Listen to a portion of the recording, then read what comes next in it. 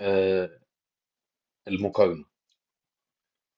المقارنة اللي بتحصل ما بينك وما بين الناس اللي انت بتشوفها، ايا كان بقى انت بتشوفها على مواقع التواصل او في حياتك او آه، جيرانك، قرايبك، ايا كان.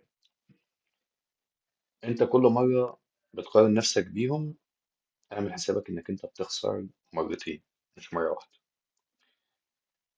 مرة لانك انت بتقلل من اللي انت وصلت له، مع ان اللي انت وصلت له ممكن يكون حلم عند ملايين.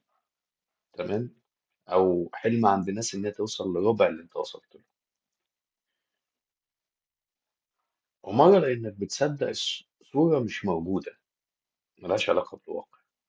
يعني انت مثلا لما تشوف ان في شخصيتين على السوشيال ميديا بيتكلموا بيقولوا عن نفسهم مثلا انهم هم سعداء وكويسين، وايا كان هم ناجحين معاهم فلوس، ايا كان. الناس دي انت مش شايف الكواليس. آه، انت مش شايف اللي بيحصل، او مش شايف هم وصلوا للي هم وصلوا له ده ازاي. فانت اللي انت شفته هي اللقطة الأخيرة. تمام. انما اللي في الكواليس انت ما شفتوش. وفي نفس الوقت يعني انت طريقة غير طريقهم يعني. انت حاجة وهم حاجة. انت سن وهم سن. هم ليهم تفكير وانت ليك تفكير. هم ليهم هدف وانت ليك هدف تاني خالص. تمام. فبلاش تقارن نفسك بحد، وبلاش تبص على آه، اي حاجة مش هتفيدك.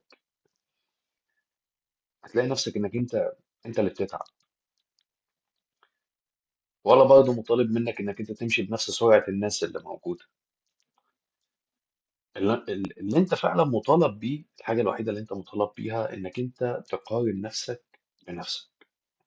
يعني انا امبارح كنت ايه، والنهارده بقيت ايه، وبكره هبقى ايه، وامبارح كنت ايه. فده اللي انت تشغل بالك بيه، يعني ده اللي انت هتشتغل عليه، نفسك